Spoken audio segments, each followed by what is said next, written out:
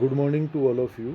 मैं फ़ारूक नज़म उस्ता राजकीय पॉलिटेक्निक महाविद्यालय बीकानेर में यांत्रिक विभाग में प्रवक्ता के पद पर कार्यरत हूँ। आज मैं आप लोगों के साथ मैकेनिकल इंजीनियरिंग के थर्ड ईयर का एक सब्जेक्ट प्रोसेस इन मैन्युफैक्चरिंग, जिसका सब्जेक्ट कोड है ME302, उसका टॉपिक है मेटल फॉर्मिंग प्रोसेस, जिसका सब टॉपिक है फोर्जिंग, वो डिस्कस करूँगा। तो let us start with metal forming process. जैसा कि हम जानते हैं कि कोई भी मेटल से वर्कपीस बनाने के लिए हमारे पास बहुत से मेथड हैं। उनमें एक है कास्टिंग, जिसमें हम मेटल को मेल्ट करते हैं, फिर इस मेल्टेड मेटल को जो भी हमारी डिज़ायर्ड वर्कपीस है, डिज़ायर्ड शेप है, उसकी मोल्ड कैविटी में पोर करते हैं और फिर उसको सॉलिडिफाई होने देते हैं। सॉलिडिफाई होने के बाद हमें हमारा डिज़ायर्ड वर्कपीस प्राप्त हो जाता है। तो ये तो होता है कास्टिंग मेथड। दूसरा होता है मशीनिंग मेथड। इस मशीनिंग मेथड में जो हमारी डिज़ायर्ड आकृति है, उसके अतिरिक्त जितनी भी धातु है उसको हम सिंगल पॉइंट कटिंग टूल जैसा कि लेथ में, या मल्टी पॉइंट कटिंग टूल जैसा कि मिलिंग में काम में लेते हैं, के द्वारा हटा दिया जाता है और डिज़ायर्ड शेप का ऑब्जेक्ट प्राप्त किया जाता है। तीसरा जो मैन्युफैक्चरिंग मेथड है वो होता है metal forming process. Metal forming process वह प्रोसेस होता है जिसमें हम किसी भी मेटल के वॉल्यूम में परिवर्तन किए बिना उसके आकार एवं आकृति में परिवर्तन कर देते हैं। उस प्रोसेस को हम मेटल फॉर्मिंग प्रोसेस कहते हैं।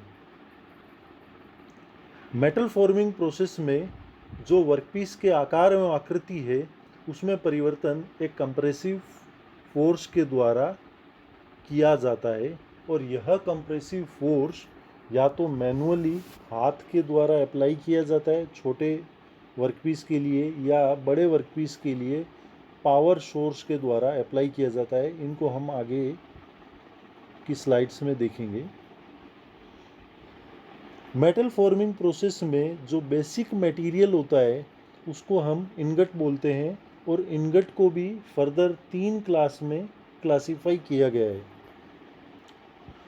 अगर इनगट का क्रॉस सेक्शनल एरिया 4 से 36 स्क्वायर इंच है तो हम इसको बिलेट कहेंगे। अगर इनगट का cross sectional area 36 square inch से ज़्यादा है तो हम इसको ब्लूम कहते हैं, और अगर इनगट का cross sectional area 4 square inch से कम है तो हम इसको रोड कहते हैं। मेटल फॉर्मिंग प्रोसेस कास्टिंग और मशीनिंग प्रोसेस के तुलना में बहुत से एडवांटेजेस रखता है। उनमें से कुछ हैं। इसमें फर्स्ट एडवांटेजेस है हाई प्रोडक्टिविटी, यानी कि मेटल फॉर्मिंग प्रोसेस की उत्पादन दर कास्टिंग और मशीनिंग से कई ज़्यादा होती है। दूसरा, जो प्रोडक्ट हम मेटल फॉर्मिंग प्रोसेस द्वारा बना रहे हैं उसकी क्वालिटी और उसकी मैकेनिकल प्रॉपर्टी और उसका ग्रेन स्ट्रक्चर बहुत अच्छा होता है as compare to casting and machining method. यहाँ पे डायग्राम में जो फिगर ए है, यह वर्कपीस कास्टिंग के द्वारा बनाया गया है। फिगर बी में दर्शाया गया वर्कपीस मशीनिंग के द्वारा बनाया गया है, और फिगर सी में दर्शाया गया वर्कपीस फोर्जिंग यानी मेटल फॉर्मिंग प्रोसेस के द्वारा बनाया गया है। जो फिगर नंबर फर्स्ट है, जो वर्कपीस कास्टिंग के द्वारा बनाया गया है, उसमें हम देख रहे हैं कि यहाँ पे कोई भी ग्रेन फ्लो नहीं हो रहा है, तो इसकी मैकेनिकल प्रॉपर्टीज़ बहुत ही पुअर होती हैं। ओके, तो इनकी स्ट्रेंथ कम हो जाती है as compare to machining and forging. जो फिगर बी है वह ऑब्जेक्ट मशीनिंग यानी मेटल कटिंग द्वारा बनाया गया है। इसमें हम देख रहे हैं कि जो ग्रेन फ्लो है वह कट हो रहे हैं और एक दूसरे को इंटरप्ट कर रहे हैं, जिसकी वजह से इसकी स्ट्रेंथ कम है एज़ कम्पेयर टू फोर्जिंग, क्योंकि ग्रेन फ्लो लाइंस जो हैं वह कट हो रही हैं और इंटरप्ट हो रही हैं। लेकिन जो सी फिगर है वह ऑब्जेक्ट हमारा मेटल फॉर्मिंग या फोर्जिंग मेथड द्वारा बनाया गया है। इसमें हम देख रहे हैं कि ग्रेन फ्लो कंटिन्यूस और स्मूथ हो रहा है, जिससे इसकी मैकेनिकल प्रॉपर्टीज, चाहे वो स्ट्रेंथ हो चाहे ग्रेन स्ट्रक्चर हो, वह स्मूथ मिल रहा है। तो इसकी स्ट्रेंथ भी ज़्यादा होती है as compare to casted product और machine product. Okay, next advantage है high strength of formed product. जो प्रोडक्ट हम मेटल फॉर्मिंग प्रोसेस द्वारा बनाते हैं उसकी स्ट्रेंथ कास्टिंग और मशीनिंग द्वारा तैयार किए गए प्रोडक्ट से ज़्यादा होती है। ये हमने पिछले स्लाइड्स में देखा और समझा। नेक्स्ट एडवांटेजेस है better corrosion and wear resistance of formed components. जो कंपोनेंट हम मेटल फॉर्मिंग प्रोसेस द्वारा बना रहे हैं, चूँकि उसका ग्रेन फ्लो भी अच्छा है और स्मूथ है, तो ऐसे प्रोडक्ट में कोरोजन और वियर रेजिस्टेंस कास्टेड और मशीन कंपोनेंट की तुलना में ज़्यादा होता है। अगला एडवांटेज है high dimensional accuracy and surface finish of product. Forged द्वारा तैयार किए गए प्रोडक्ट की सरफेस फिनिश और डायमेंशनल एक्यूरेसी अच्छी होती है एज़ कम्पेयर टू कास्टिंग। इसमें मेटल वेस्टेज मिनिमम होता है। और लास्ट एडवांटेज है high strength to weight ratio. ये बहुत ज़्यादा इम्पोर्टेंट एडवांटेज है फोर्जिंग द्वारा तैयार किए हुए प्रोडक्ट का, कि इसका स्ट्रेंथ टू वेट रेशियो बहुत ज़्यादा होता है एज़ कम्पेयर टू कास्टिंग और machine component. Okay, metal forming process भी कई प्रकार के होते हैं, जिनमें मुख्य हैं forging, rolling, press forming, extrusion and drawing. One by one आगे के लेक्चर्स में हम सबको डिस्कस करेंगे। आज हम डिस्कस करते हैं फोर्जिंग। ये कुछ डायग्राम दिखा रखे हैं।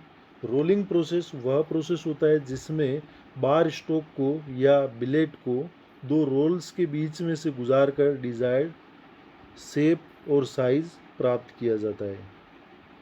जैसा कि आप डायग्राम में देख पा रहे हैं, रोलिंग में ये अपने पास दो रोल हैं। इन रोल के बीच में से वर्कपीस को गुजार करके उसकी डिजायर्ड शेप और साइज अचीव किया जाता है। फोर्जिंग वह प्रोसेस होता है जिसमें वर्कपीस को डाई के दो हिस्सों के बीच में रख के ऊपर से वर्टिकल डायरेक्शन से फोर्स F लगा करके डिजायर्ड आकृति और आकार प्राप्त किया जाता है। एक्सट्रूजन आप डायग्राम में यहाँ पे देख पा रहे हैं। एक्सट्रूजन वह प्रोसेस होता है जिसमें बार स्टॉक को किसी डाई के छिद्र में से गुजार करके डिजायर्ड शेप प्राप्त की जाती है।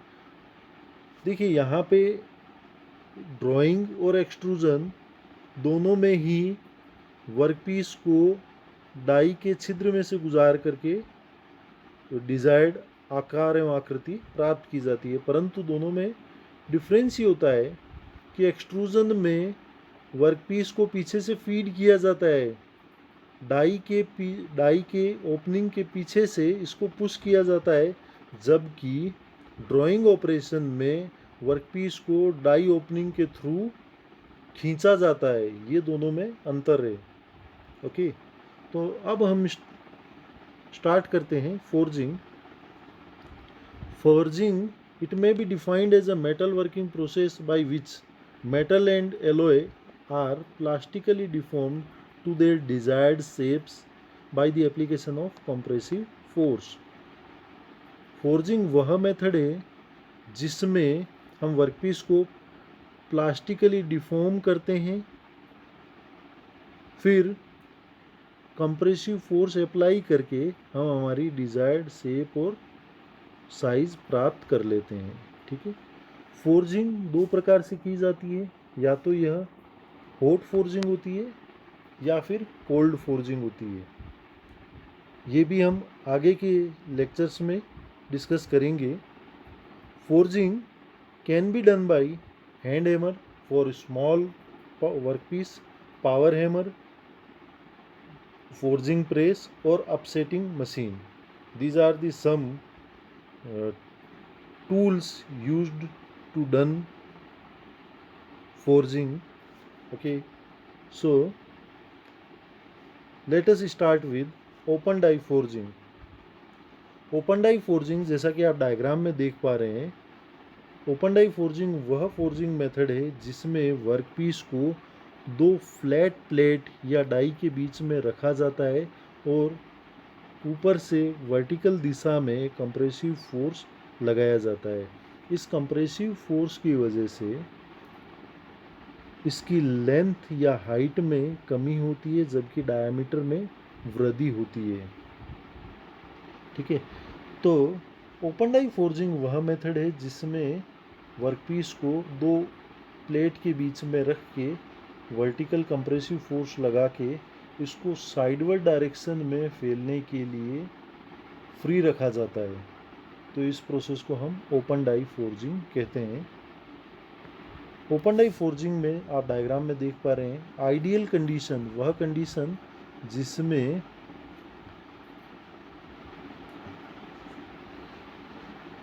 बिलेट और डाई सरफेस के बीच में किसी भी प्रकार का फ्रिक्शन ना हो, यानी कि होमोजीनियस डिफॉर्मेशन होता हो, तो उस अवस्था में जितनी इसकी हाइट में कमी हो रही है वह यूनिफॉर्मली डिस्ट्रीब्यूट हो जाती है उसके डायमीटर में, यानी कि जितनी हाइट कम हो रही है उतना उसी रेशियो में इसका डायमीटर में वृद्धि हो जाती है। आप देख रहे हैं डायग्राम में कि पहला पार्ट है हमारा स्टार्ट ऑफ कंप्रेशन, जब कंप्रेशन शुरू हुआ यानी कि प्रारंभिक अवस्था में बिलेट दिखाया हुआ है।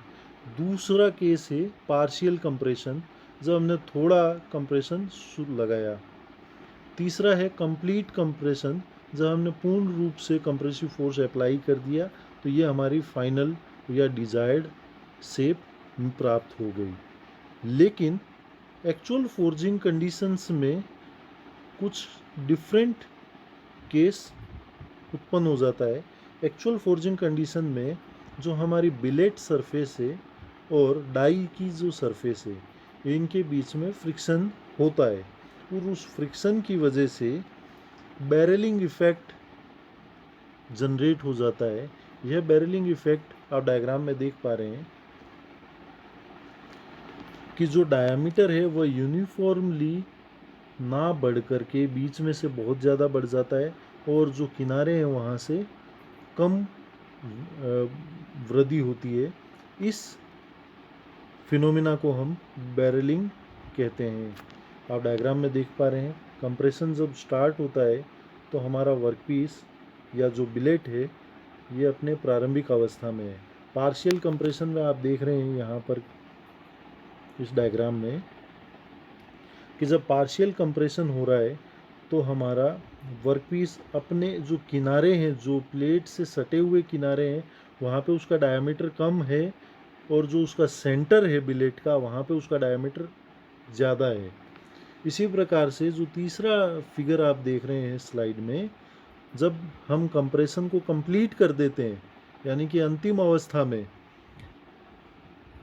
प्लेट से सटे हुए किनारे यानी कि टॉप और बॉटम फेस पे इसका डायमीटर कम है लेकिन उसके सेंटर में मैक्सिमम है, तो ये जो बीच में से डायमीटर में वृद्धि हो जाना या नॉन यूनिफॉर्म डायमीटर में वेरिएशन, इस फिनोमिना को हम बैरलिंग कहते हैं।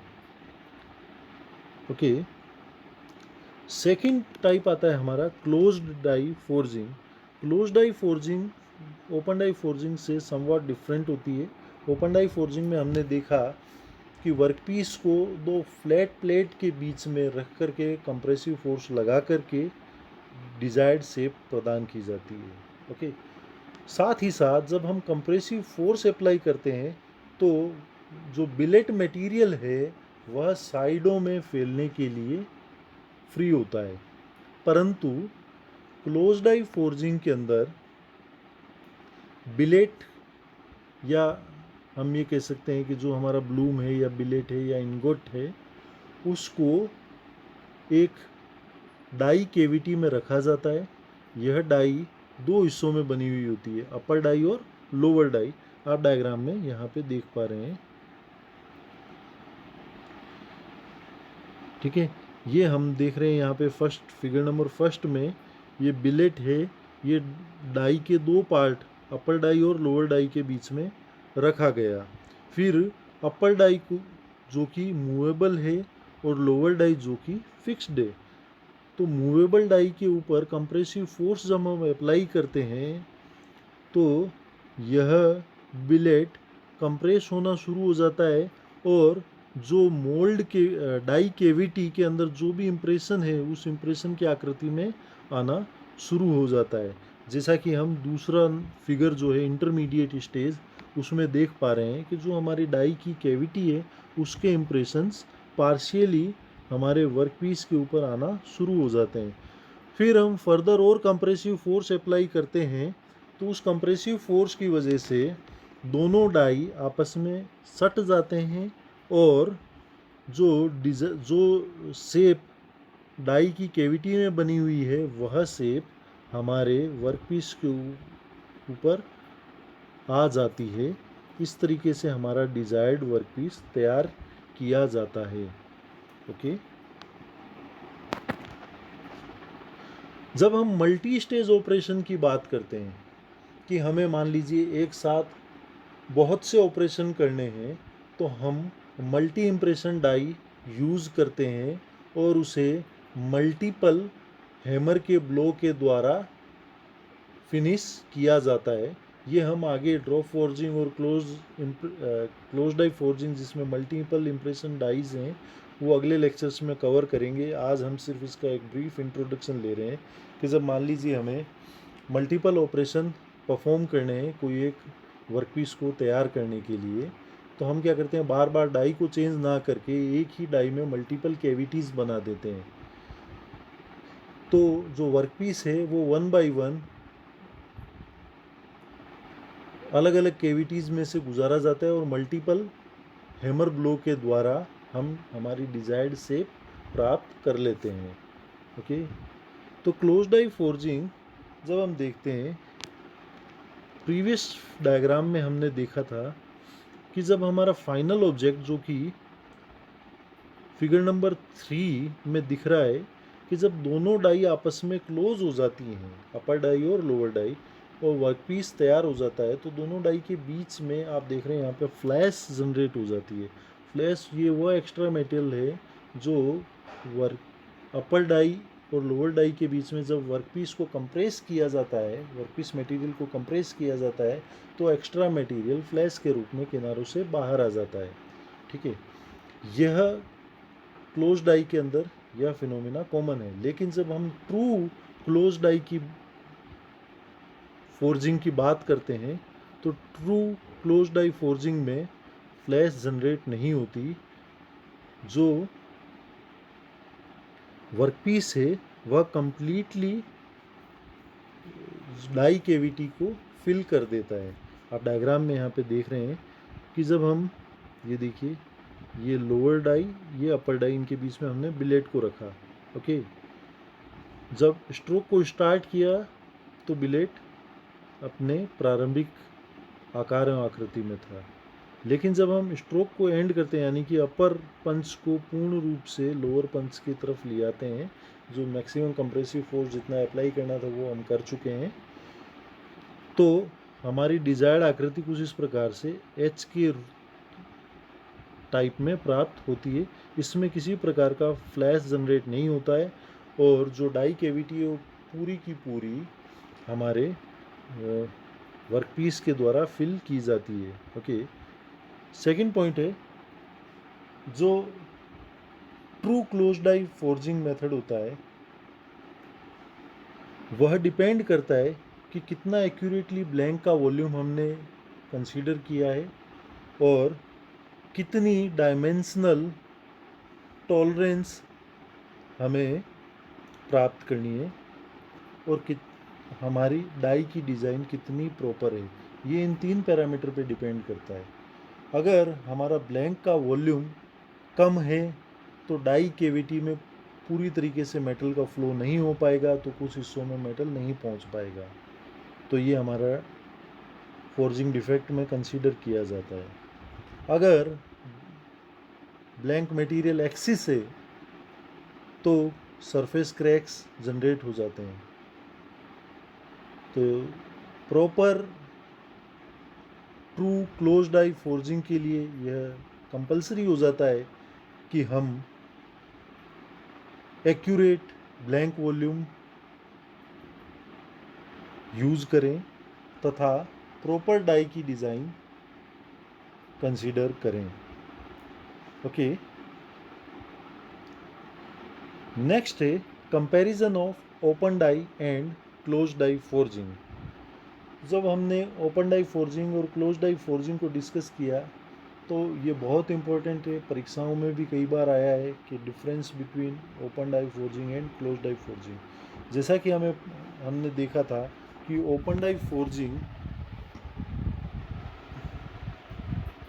इसमें सिर्फ 2 फ्लैट डाई होती हैं, तो हम ये कह सकते हैं कि ओपन डाई फोर्जिंग में जो डाइज काम में ली जाती हैं वह सिंपल और इनएक्सपेंसिव होती हैं, जबकि क्लोज डाई फोर्जिंग में जो डाइज काम में ली जा रही है वह कॉम्प्लेक्स एंड एक्सपेंसिव डाइज होती है। ओपन डाई फोर्जिंग में हमारा जो ब्लैंक साइज था वह लिमिटेड नहीं था, क्योंकि डाइज में किसी प्रकार की कोई भी मोल्ड केविटी नहीं थी। तो हम ये बोल सकते हैं wide range of part size we can generate by use of open die forging, whereas in close die forging part size is limited by the mould cavity के part size is limited by die cavity, क्योंकि हमारे पास die की जितनी cavity है उतना ही बड़ा size हम इसके द्वारा बना सकते हैं। थर्ड पॉइंट है open die forging is useful only for small quantity of production. Large quantity के लिए ओपन डाई फोर्जिंग उपयोगी नहीं होता, जबकि close die forging large quantity production के लिए ही उपयोगी है। स्मॉल डाई फोर्जिंग के लिए यह उपयोगी नहीं है, क्योंकि हमें पता है कि क्लोज डाई फोर्जिंग की जो डाइज हैं वो बहुत ज़्यादा कॉस्टली होती हैं। तो टूलिंग कॉस्ट भी जितने नंबर ऑफ प्रोडक्ट्स हम ज़्यादा बनाएंगे उसके ऊपर डिपेंड करती है कि अगर ज़्यादा प्रोडक्ट बनेंगे तो पर प्रोडक्ट की कॉस्ट जो है वह कम हो जाती है। तो इसीलिए हम कह सकते हैं कि close die forging is beneficial for large production run. Fourth है ओपन डाई फोर्जिंग में क्लोज टॉलरेंस अचीव कर पाना बहुत कठिन कार्य हो जाता है, जबकि क्लोज डाई फोर्जिंग में डायमेंशनल एक्यूरेसी बहुत उच्च स्तर की प्राप्त की जा सकती है, क्योंकि इसमें वही इम्प्रेशन प्राप्त होते हैं जो हमने डाई केविटी में बनाए हुए हैं। ओके, फिफ्थ पॉइंट है machining to final shape is necessary. That means कि जो वर्कपीस हमने ओपन डाई फोर्जिंग से बनाया है उस वर्कपीस की मशीनिंग करना अति आवश्यक है, अदरवाइज़ उसकी जो सरफेस फिनिश है वह उच्च क्वालिटी की नहीं होती है। इसलिए आपको उच्च क्वालिटी की सरफेस फिनिश और कहीं रिलेटिव मोशन है तो हमें क्या करना पड़ेगा, मशीनिंग करनी पड़ेगी। तो जब हम मशीनिंग करते हैं तो ओपन डाई फोर्जिंग में हमें मशीनिंग अलाउंस भी कंसीडर करनी पड़ती है, जबकि क्लोज डाई फोर्जिंग में मशीनिंग जनरली आवश्यक नहीं होती, लेकिन कुछ विशेष परिस्थितियों में विशेष प्रकार के ऑब्जेक्ट या highly surface finished object generate करने के लिए हमें मशीनिंग की आवश्यकता पड़ती है। ओपन डाई फोर्जिंग का प्रोडक्शन रेट कम होता है, जबकि क्लोज डाई फोर्जिंग में प्रोडक्शन रेट अधिक होता है। ये कुछ हमारे कंपैरिजन था open die forging and close die forging का। उम्मीद करता हूँ आप सभी को यह लेक्चर बहुत पसंद आया होगा। अगले वीडियो लेक्चर में हम फोर्जिंग के और भी जो दूसरे सब टॉपिक्स हैं, चाहे वह रोल फोर्जिंग हो, चाहे वह प्रेस फोर्जिंग हो, चाहे वो अपसेट फोर्जिंग हो, या डिफरेंट प्रकार के हमारे फोर्जिंग ऑपरेशंस हैं और फोर्जिंग डिफेक्ट्स हैं और उनकी रेमेडीज़ हैं, वह डिस्कस करेंगे। Thank you very much. अगर आपको किसी प्रकार के कोई भी क्वेरी है तो आप मेरी ईमेल आईडी से मुझसे डिस्कस कर सकते हैं। मैंने अपनी ईमेल आईडी सबसे पहली स्लाइड में अपना जहाँ इंट्रोडक्शन दे रहा हूँ वहाँ पे लिख रखी है। आप वहाँ से वह ईमेल आईडी पिक करके मुझसे क्वेरी कर सकते हैं। Thank you once again. Thank you.